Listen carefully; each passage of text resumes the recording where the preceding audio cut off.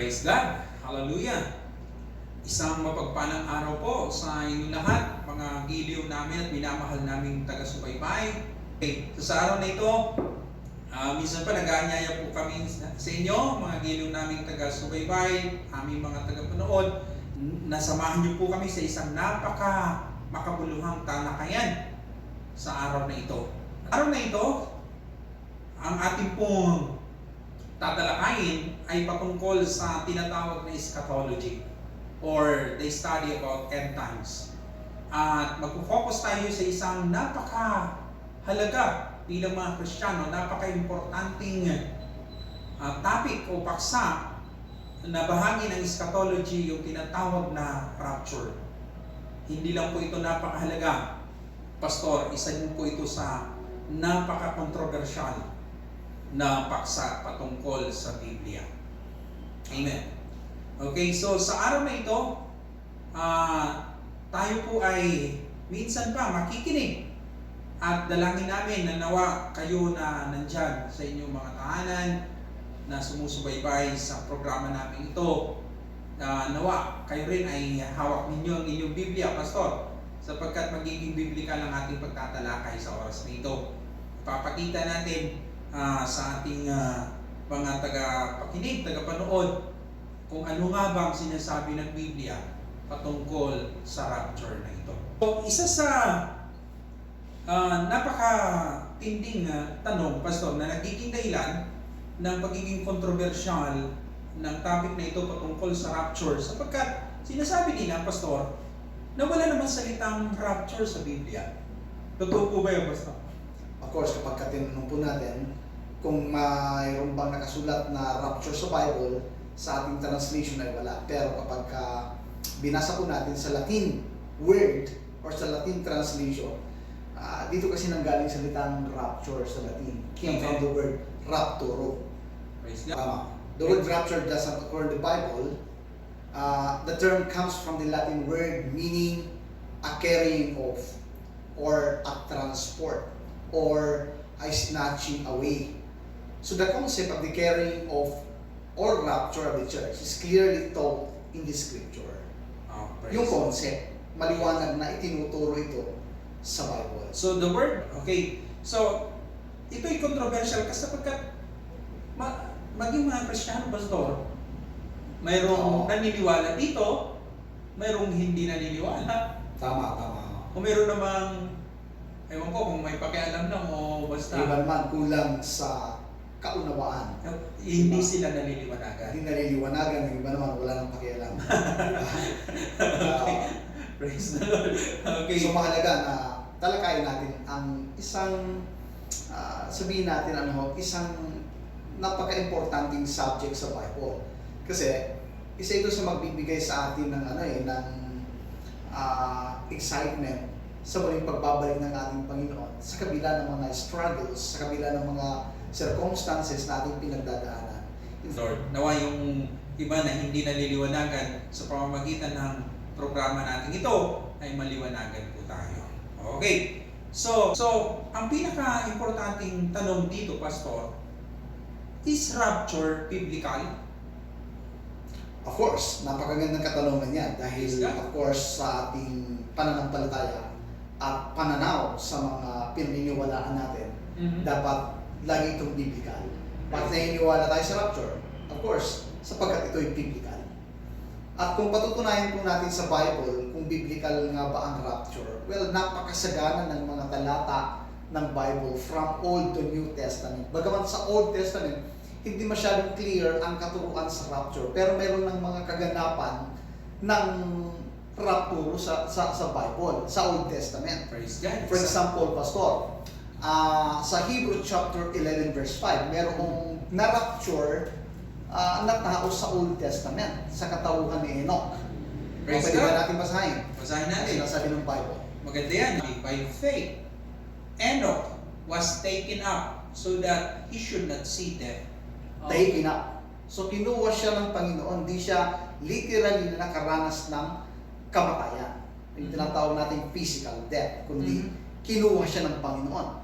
Kaya mali yung pananaw na ang langit daw ngayon, ang heaven or ang paradise ay empty pa. Di ba? Sa Bible, makikita natin saan dinala ng Diyos itong si Enoch. Di ba? Kinuha siya ng ating Panginoon. Nasa piling siya ng ating Panginoon. Ang ganda ng translation na binasa mo eh. Okay. Yung the word taken up. Okay, ganda. Mhm. Enoch was taken up. So, the same concept ng salitang rapture. Caught up. Or rapturo. Caught up. Taken away. Praise God.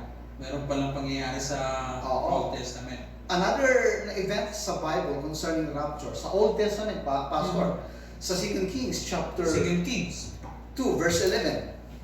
Okay, sa English. And they, as they still went on and talked, behold, chariots of fire and horses of fire separated the two of them. Tinutukoy dito yata si Elijah at saka Elisha.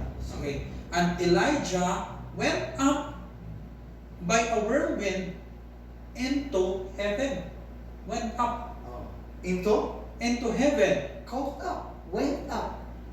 So, pagka tinanong natin, or kapag binalikan natin yung question mo, kung ang rapture ba ay biblical, maliwanag sa Old Testament na mayroon ng mga pangyayari patungkol sa pagra-rapture. Praise God. So dalawa, si Enoch. Oo, si Enoch at saka si Elijah. Mhm. So, of course, Pastor, pagdating sa New Testament, ito na yung kumbaga, ito na yung full bloom ng revelation Praise God. patungkol sa konseptong ito ng kaligtasan. So which is the rapture. kung sa Old Testament, meron na. Sa New Testament, of course, meron. Siyempre, napakasagana Praise the Lord. pagdating sa New Testament. Of course, yung madalas nating gamitin ng mga talata patungkol sa rapture is the 1 Thessalonians chapter 4 verses 13 to 18. Basahin natin. Sige, basahin mo lang. Ito ang itinuturo ng Panginoon na sinasabi namin sa inyo. Tayong mga nabubuhay pa at natitira pa hanggang sa pagparito ng Panginoon ay hindi mauuna sa mga namatay na. Sa araw na iyon ay maririnig ang tinig ng arkanghel at ang tunog ng trompeta ng Diyos at ang Panginoon mismo ay bababa mula sa langit na sumisigaw. Tuloy. At ang mga namatay na sumasampalataya kay Kristo ay bubuhayin muna. Pagkatapos tayo namang mga buhay pa at natitira ay titipunin sa alapaap kasama ng mga binuhay upang salubungin ang Panginoon sa himpapawid. Sa gayon, makakapiling natin siya magpakailanman. Kaya nga, palakasin ninyo ang loob ng bawat isa sa pamamagitan ng mga salitang ito. Okay, ganda binasa mo, Pastor. Praise God. Nami-misinterpret ito ng maraming mga estudyante sa Bible. Mhm. Akala nila ito na yung second coming ni Jesus Christ sa panahon ng paghukom. Mhm. Pero makikita mo at mababasa natin sa talatang ito na hindi bumaba si Kristo sa lupa, kundi Sa sa alapaap. alapaap lang. Sasalubungin Mhm. natin ang Panginoon according sa binasa mo sa verse 17. Mhm. In fact, dito nang galing salitang rapture sa Latin word, yung salitang caught up sa verse 17. Sabi rito, then we which are alive and remain shall be caught up together with them in the cloud to Mhm. meet the Lord in the air, and so shall we ever be with the Lord. Praise God. Caught up, diba? Together with them in the cloud to meet the Lord in the air. Mhm. So hindi ito yung paghahatol ng Panginoon, yung second coming ni Jesus Christ, na hahatulan niya ang mga nabubuhay at ang mga namatay. Maliwanag sinasabi rito, Pastor, na mayroong pagkukot up na mangyayari Mhm. sa mga mananampalataya. Praise God. So, ito pala ay, sabi nga ninyo, Pastor, minsan hindi maliwanag to sa mga nag-aaral sa Biblia. Oo. Ano nga ba yung, kung tawagin ay chronological order pagdating sa eschatological na pag-aaral? Ano ba yung mga pangyayari, mga events? Oo, kasi nung Old Testament, this is the time of the law. Pero nung dumating si Jesus Christ, wala na tayo sa panahon ng kautusan, nasa panahon na tayo ng biyaya. Ang tawag dito is the time of grace. After the time of grace, the time of wrath. Pag sinabing the time of wrath, ito yung panahon na ibubuhos ng Diyos ang kanyang galit sa mundo ito. Ito yung tinatawag na the Great Tribulation Period, Pastor. Oo. And after the time of wrath, ito yung tinatawag na the time of peace. Yung 1,000 years, millennial kingdom. And after the time of peace, ito yung tinatawag na the time of eternity. Praise the Lord. So, dapat familiar tayo sa katuruan ng Bible patungkol sa 5 katotohanan ito na mangyayari sa mundo ito. So, of course, nasa panahon tayo ng biyaya ngayon. Praise God. Diba? Open ang lahat, di ba? According to 2 Timothy chapter 2 verse 4, nais ng Panginoon ng lahat ng tao'y maligtas at makakilala sa kanyang anak. Di ba? So, kaya lang, pagkatapos ng time of grace, mayroong susunod na panahon. Ito yung tinatawag na the time of wrath. Praise God. Ito yung patungkol sa end times na, Pastor. Ito yung patungkol sa end times. At ang tanong, ang mga Kristiyano ba, ang mga mananampalataya ba, ay mapapasama at makaka-experience sila sa tinatawag na Great Tribulation Period, yung time of wrath? Praise the Lord. Anong sinasabi ng Bible doon? Pastor, kasi may mga naniniwala na bago daw dumating yung rapture, okay, may tinatawag na pre-tribulation, okay, may mga stand na gano'n na mid-tribulation, ang rapture daw ay mangyayari bago yung tribulation, ang rapture daw ay mangyayari sa gitna ng tribulation, at ang rapture daw ay mangyayari pagkatapos na ng tribulation. Yan yung tatlong views dyan. Tatlong view. Tinatawag na pre, Mid, mid, at saka post. Pag sinabi pre-3, ibig sabihin nun, before the tribulation period, so i-quote up na ng Panginoon ng mga mananampalataya. Ililigtas tayo ng Panginoon sa mundong ito bago yung pagbubuhos ng kanyang galit at puot. sa makatuwid, Pastor. The time of vengeance na sinasabi ng Luke chapter 21. Sa makatuwid, Pastor, kapag ka pre-tribulation, ang mga Kristiyano ay hindi makakaranas ng kapigatian, matinding kapigatian. Iraranas. Oo. At yun ang mas katanggap-tanggap na doktrina ng Bible, na katuruan. Nagko-conform ito sa prophetical, theological, at maging sa hermeneutical. Kapag inalis natin yung pananaw na ito patungkol sa Great Tribulation Period, marami tayong mamimisinterpret. Masisira yung ating pag-interpret ng napakaraming mga talata sa Bible. For example, in the New Testament, Pastor, bibigyan lang kita ng ng example. Gusto ko lang ipakita muna kanina yung binasa nating talata sa 1 Thessalonians chapter 4 verses 16 to 17 na hindi yan yung yung second coming ni Jesus Christ sa panahon Hindi ng pa yan. kanyang paghuhukom. Praise God. Magkaiba ito sa sinasabi ng Zechariah. For example, Zechariah chapter 14 verses 3 to 4.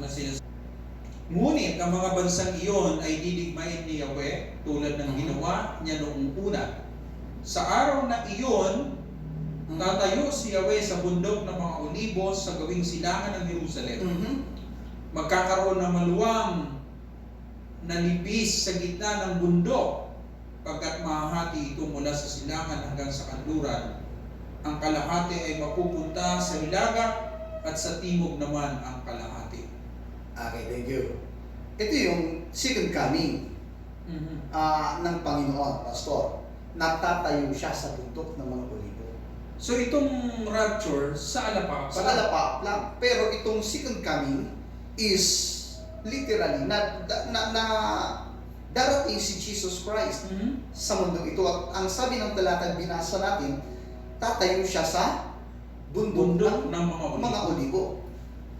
Magkaiba yung nasa Magkaiba yung 1 Thessalonians chapter 4 verse 17, Mhm. sa Zechariah chapter 14 verses 3 to 4. Oo, kasi nasa alapaap lang ang ating Panginoon. Kaya, ano ba ang significance ng rapture? Diba? Bakit kinakailangan makaranas ang mga mananampalataya ng rapture? Kasi, before na dumating yung galit ng Diyos sa mundong ito, yung pagbubuhos ng kanyang puot, yung tinatawag ng the Great Tribulation Period.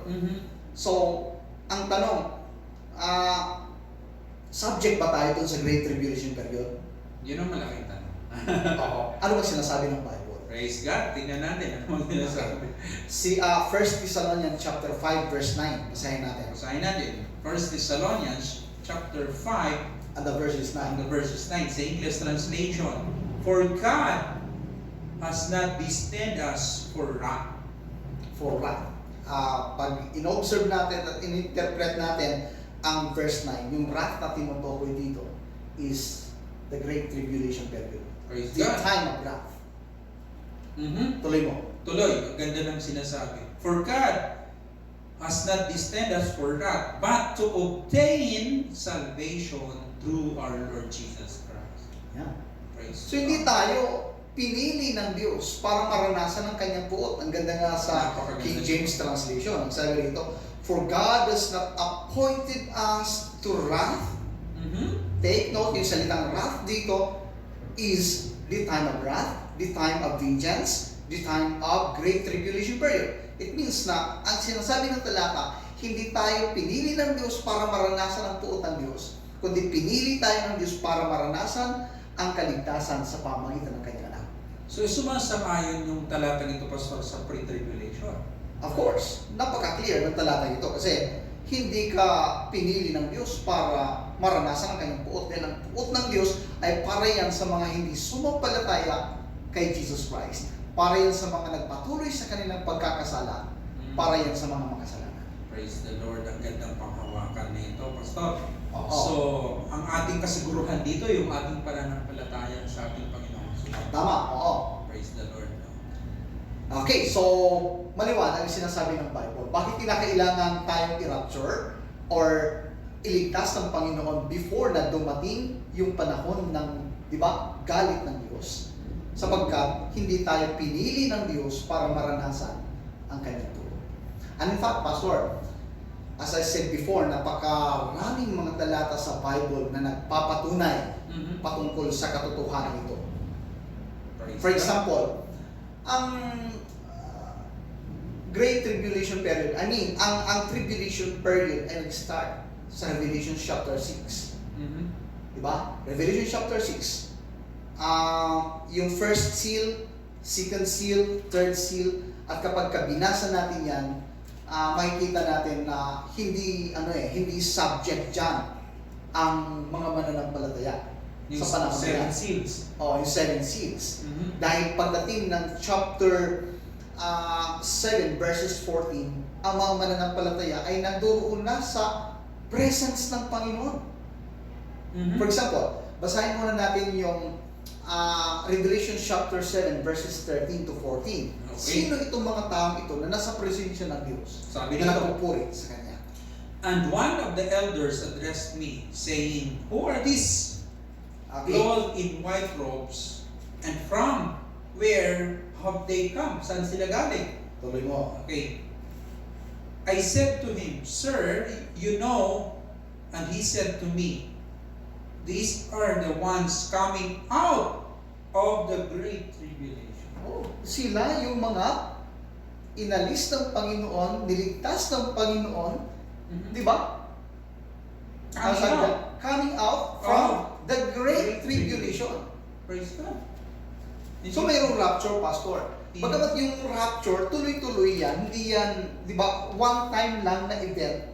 Oo. Tuloy-tuloy yan. May mga i-rapture ang Panginoon before the tribulation period at meron din i-rapture ang Panginoon during the mid-trib period. Oo, at ang i-rapture ng Panginoon sa mid-trib period, ito yung 144,000 na Jewish evangelist na sinasabi ng chapter 8 at chapter 9 ng Book of Revelation. So meron din palang mid-trib rapture. Mayroong mid-trib rapture, yung 144,000. Praise God. Oo. Of course, ang tanong, di ba, sino itong mga nasa presensya ng Panginoon na sinasabi ng verses 13 to 14? Praise Ito God. yung mga mananampalataya. Basahin mo sa maliwanag na nung panahon na nararanasan ng mundo ang puot ng Diyos, mayroon ng mga naligtas at nasa presensya ng ating Panginoon. Praise the Lord. Kung babalikan natin yung Revelation chapter 6, Pastor, Okay. yung 7 seals na tinutukoy rito, ito yung pasimula ng tribulation period. Pero kung ating i-examine dito, maliwanag na wala na dito ang church. Praise God. Na-rapture na. Na-rapture na. Okay. For example, basahin mo nga yung verses 1. 1. Okay, sabi dito sa Tagalog, nakita kong inalis ng kordero ang una sa 7 selyo at narinig kong sinabi ng isa sa 4 na buhay na nilalang sa tinig na sinlakas ng kulog, halika! At nakita kong isang kabayong puti na ang nakasakay ay may hawak na pana. Binigyan siya ng korona at siya'y umalis upang patuloy na manako. Ayan. Actually, Pastor, ang tinutukoy ditong nakasakay sa kabayong puti ay ang Antichrist. Okay? Oo. Binigyan siya ng korona para, sabi niya, Binigyan siya ng korona at siya'y umalis upang patuloy na manako. patuloy na manakop. Hindi yan si Jesus Christ. Kasi si Jesus Christ, conqueror na siya eh. Ang tinutukoy rito ay ang Antichrist. Patuloy siyang binigyan ng korona, di ba? Para manakop. So, it means na pagdating ng Antichrist, wala na ang mga Kristiyano eh. Kasi, according to 2 Thessalonians chapter 2, verses 7, or verse 6 and 7, sa Tagalog translation. Sa Tagalog, Sige, basahin natin. sabi dito, hindi pa nga lamang nangyayari ito dahil may pumipigil pa. Okay, may pumipigil pa. Ang concept ng mga talatang ito ay ang pagkahayag ng Antikristo, Pastor. Okay. Okay, tuloy mo ang pagbabasa. Hindi pa nga lamang nangyayari ito dahil may pumipigil pa at alam ninyo kung ano iyon. Lilitaw ang suwail pagdating ng takdang panahon. Ngayon pa man ay gumagawa na ang hiwaga ng kasamaan at mananatiling ganyan hanggat di naalis ang humahadlang sa kanya. Mayroong maaalis na humahadlang bagong mahayag ang suwail. Sino bang suwail? Ang Antichrist. Yes. So, sa panahon ni Paul, lihim ng kumikilos eh. Ang suwail na ito, ang marami ng mga Antikristo noong unang panahon eh. Pero pagdating talaga ng tinatawag na Great Antichrist, yung totoo, bago siya dumating, maaalis muna yung humahadlang sa kanya. Ang tanong dito, sino ba humahadlang? Yun ang tanong, sino yung humahadlang? Yun yung church. Okay. Oo, tayong humahadlang sa Antikristo. Sapagkat, di ba, ang sabi ng Panginoon sa Matthew chapter 16, verses 18 to the following verses, and upon this rock I will build my church, and even the gates of Hades shall not prevail against it. So hanggat nandito ang church, mayroong tututol, mayroong lalaban kay Satanas at maging sa Antichrist. And remember, ang sabi ng Bible, and even the gates of Hades shall not prevail. Praise God. So sa madaling sabi, hanggat nandito yung church. Ang church kasi, hindi yan yung literal na structure na simento. Ito ay binubuo ng mga mananampalataya. So kapag ni-rapture ng Panginoon ng church ang mga mananampalataya, mangyayari sinasabi ng talatang binasa natin sa verse 7, chapter 2 ng 2 Thessalonians, na mawawala ang humahadlang at pumipigil sa kanya. At doon siya malalata. Kaya kanina, nung binasa natin ang Revelation chapter 6, Pastor, di ba? Yung darating na nakasakay sa puting kabayo, yun yung Antikristo na binigyan siya ng korona para managumpay. Wala na doon ang church. yung church. Kasi kung, di ba, kung naduro ng church, mawawalan ng saysay at essence ang sinasabi ng Matthew chapter 16, verse 18. So hanggat nandun yung church, hanggat hindi pa nararapture yung church, hindi makapagpapatuloy yung Antichrist. Hindi mahahayag ang Antikristo. Praise Of course, hindi siya malalantad. Of course, tayo nandito bilang mga intercessors at hindi lamang mga intercessors, kundi nag-oppose tayo sa lahat ng kasamaan. Diba? Sa lahat ng mga bills na may panukala ng ating mga mambabatas, kapag hindi po ito naka-inline sa Bible, tinututulan natin. Praise Kaya God. hindi talaga malalantad ang Antikristo hanggat may mga tumututol sa kanya. And guess what will happen, Pastor, kapag nawala ang mga Kristiyano sa mundo ito? Praise God. Ano mangyayari? Oo, of course, malalantad ang kasamaan at maging ang Antikristo.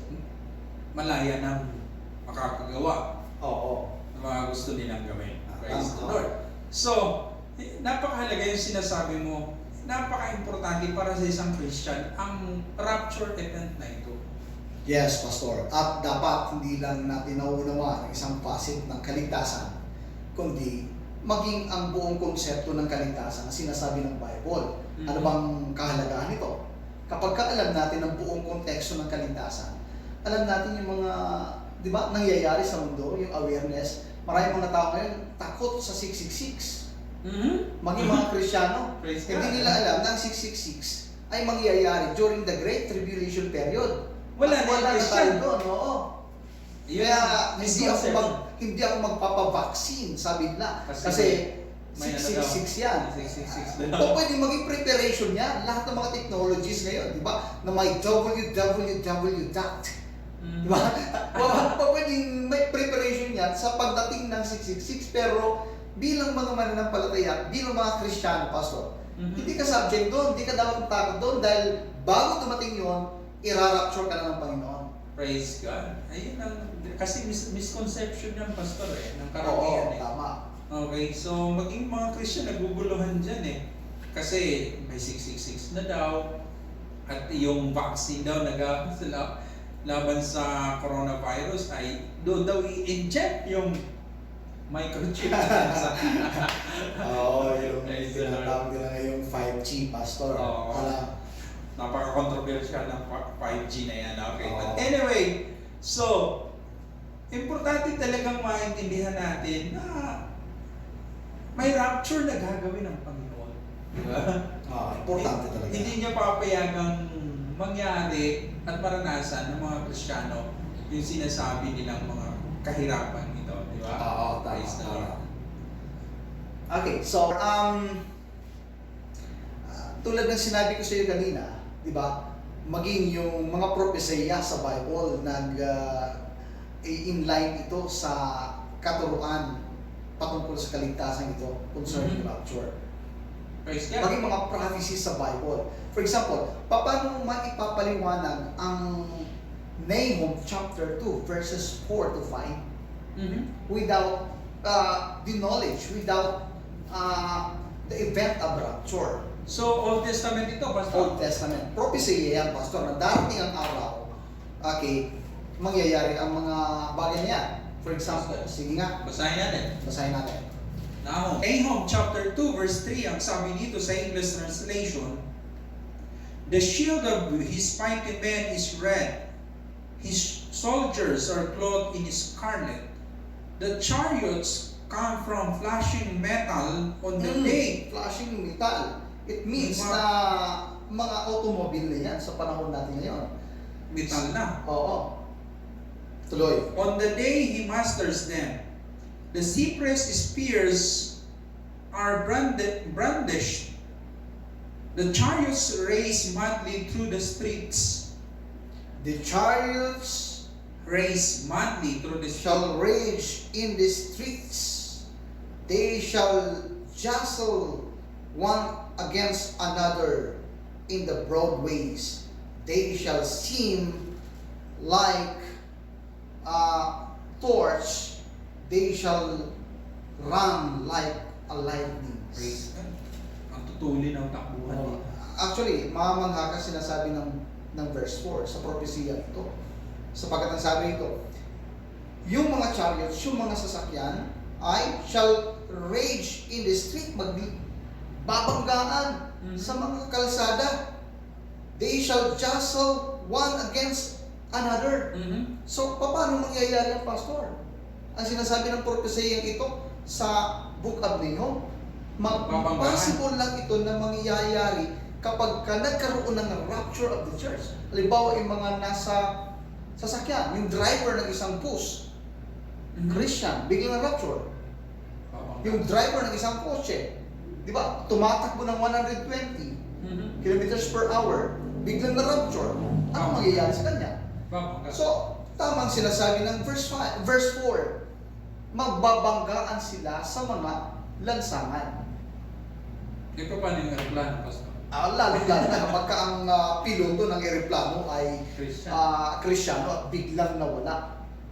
So malaking kaguluhan yung pastor. Kaya tumutugma ito sa mga propesya ng Bible. Ang katuruan patungkol sa rapture ay hindi lamang siya theological, kundi prophetical pa.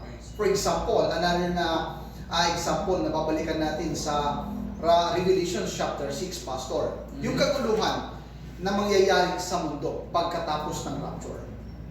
Okay. In verses 6 to 2, ito yung pagdating ng Antichrist. Yung nakasakay sa puting kabayo. In chapter 6, verse 2. Oo, ng Book of Revelation. Pero pagdating ng verses 3 to 4, ito yung kaguluhan na mangyayari. Sabi rito, sige. When he opened the second seal, I heard the second living creature say, "Come." And out came another horse. May isa pang horse, bright red. Its rider was permitted to take peace from the earth. Kukunin niyang kapayapaan sa mundo ito. So malaking kaguluhan yan.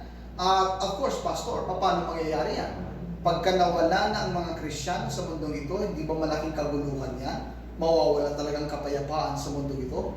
Halimbawa, yung anak ng isang tao nawala, or yung kanyang tatay nawala, ano mangyayari doon? Malaking kaguluhan ang mangyayari sa buong mundo. And of course, ang mga Kristiyano ay binubuo ng iba't ibang mananampalataya, iba't ibang lahi, iba't ibang wika sa iba't ibang bansa. Hindi lamang ito binubuo ng isang lahi, katulad ng mga kulto na sila lang daw ang totoong iglesia. Pero yung isang lahi lang sila. 99% lang ang kanilang Filipino membership at 1% lang foreigner. So, okay, kaguluhan. Ang susunod na mangyayari, Pastor, take peace on earth. So that people should slay one another. Magpapatayan pa. Tuloy mo. And he was given great sword. Verse 5, when he opened the third seal, I heard the third living creature say, "Come." And I looked, and behold, a black horse. And its rider had a pair of scales in his hand.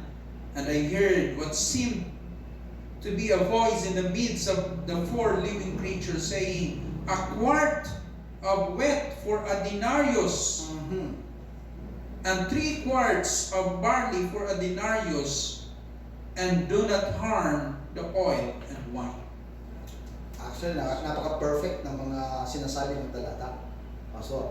Praise God. Dahil yung una, Antichrist, from verses 1 to 2, from verses 3 to 4, yung open war, kabuluhan, effect ito ng rapture na mangyayari sa mundo. Okay. Pangatlo ay yung tinatawag na famine.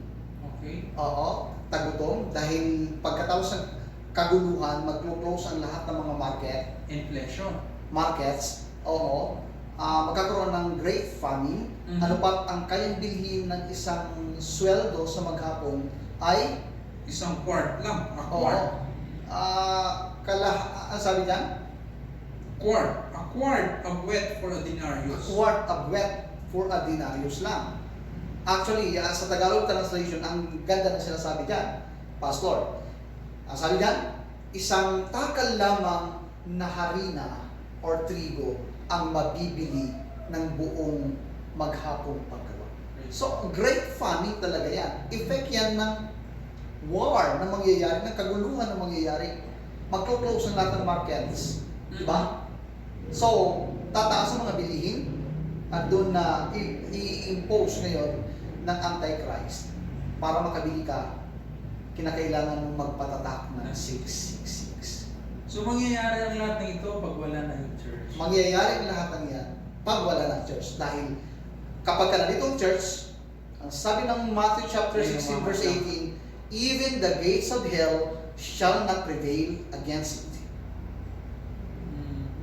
Praise God. Galing. Oh, hallelujah. Bless ang mga napag-aaralan. Praise God, praise God.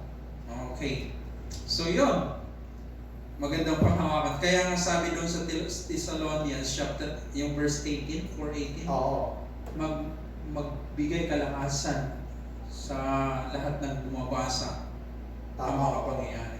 Magbigay ito sa inyo ng inspirasyon. Mm-hmm. Kapag ka naaalala ninyo ang mga katuruan ito, ang mga salitang ito. So itong ating inspiration na tayo ililigtas ng ating Panginoon bago dumating ang Antikristo, bago dumating ang puot ng Diyos, even before the time of vengeance. Praise the Lord. Okay. So yun, mga mananampalataya, ang gandang panghawakan ng mga salita ng Diyos. Amen. Wala tayong dapat ipangamba. Bilang mga tunay na mananampalataya, hindi tayo, kumbaga, hindi natin dapat pangambahan yung mga 666, mga Great Tribulation na yan, sapagkat bago pa mangyari yan, ang Diyos ililigtas niya tayo, Pastor. Amen, amen. Pero ang tanong lang, Pastor, pagkatapos ng rapture, wala na yung church, anong mangyayari sa mundo? Well, kaguluhan na yan. Tribulation period na yan. Pero hindi nangangahulugan na wala ng chance na maligtas ang tao. Yun ang itatanong ko. Paano yung mga naiwan? Oo. Ano Kasi, ba mangyayari sa kanila? meron pa rin paraan para maligtas ang tao eh. In fact, ang susunod dito na mag-evangelize sa mundo at mangangaral sa mundo ay ang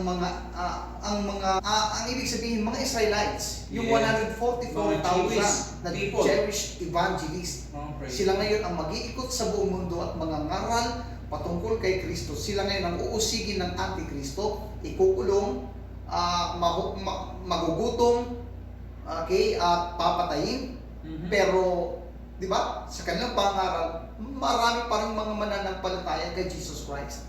Kaya yung rapture tuloy-tuloy. Meron din i-rapture sa mid-trib. Mhm. At ito yung 144,000 na mababasa natin sa Revelation chapter 8 verse 9 na nandoon na rin sila sa trono ng ating Panginoon, sa presence ng ating Panginoon, sumasamba at nagpupuri sa Diyos. Praise God. Ito yung 144,000 na mga Israelita pala to. Tama. For example, Pastor, Romans chapter 11 verses 25 to 26. Okay. Basahin natin Romans 11, 25 to 26. Ganito ang sinasabi dito. Okay, sabi dito, lest you may be wise in your own sight, Okay. I do not want you to be unaware of this mystery, brothers. Mhm. A partial hardening has come upon Israel until the fullness of the Gentiles has come in. After The fullness of the the Gentiles. has come in. Ito yung church ngayon, binubuo ng mga Gentiles. Mayroon palang panahon na mafu-full na yung measure niya, yung sapat na bilang ng mga hintil manampalataya sa ating Panginoon. Pero kapag dumating na sa tamang measure, sa tamang numbers, ano sabi ng next verse? And in this way, all Israel will be saved. All Israel will be saved. Ang Israel naman ngayon ang, di ba, maliligtas at sila ngayon ang mangangaral patungkol kay Kristo. Sila ngayon ang uusigin at ipe-persecute ng Antikristo. Kaya nga, during the mid-trib, ang Antichrist pastor ay papasok na yan sa Jerusalem. At magkakaroon ng third temple yan. At doon siya uupo sa templo ng Diyos. At pipilitin niya ang lahat ng tao na sampahin siya. At ang hindi sasamba sa kanya at hindi magpapatatak ng 666 ay papatayin. Praise God. Hallelujah. So, biblically speaking, mayroong panahon na mapupuno na yung measure or sapat na bilang ng mga hindi ng mga Gentiles. And then, ang bayan ng Israel naman ang ililigtas ng ating Panginoon. So, di ba, napaka-clear ng katuruan ng Bible patungkol sa subject na ito, sa katanungan natin ngayon, kung biblical ba ang rapture o hindi. Praise God. So, yun, talaga na patunayan natin na salita, ang rapture, bagamat yung literal na salita ay hindi natin makikita sa Bible, pero yung concept, yung prinsipyo, yung principles niya ay itinuturo talaga sa atin ng salita ng Diyos. Hallelujah! So, Praise katulad God. ng sinasabi ng 1 Thessalonians chapter 4, o gusto kong basahin siya ulit, Pastor. Sige. 1 Thessalonians chapter 4, yung ating verse kanina, verse 18, therefore, encourage one another with these words. Praise God. Nawa yung ating pagtatalakay, mga tinalakay sa araw nito, mag-encourage sa atin. Lalo na sa panahong ito ng pandemic, Pastor. Amen, amen. Okay? And this is not just an encouragement, this is the truth. Yes, this is truth. Okay, ito yung katotohanan na makapagbibigay sa atin ng kalakasan. Amen. Praise the Lord. So, ikaw bilang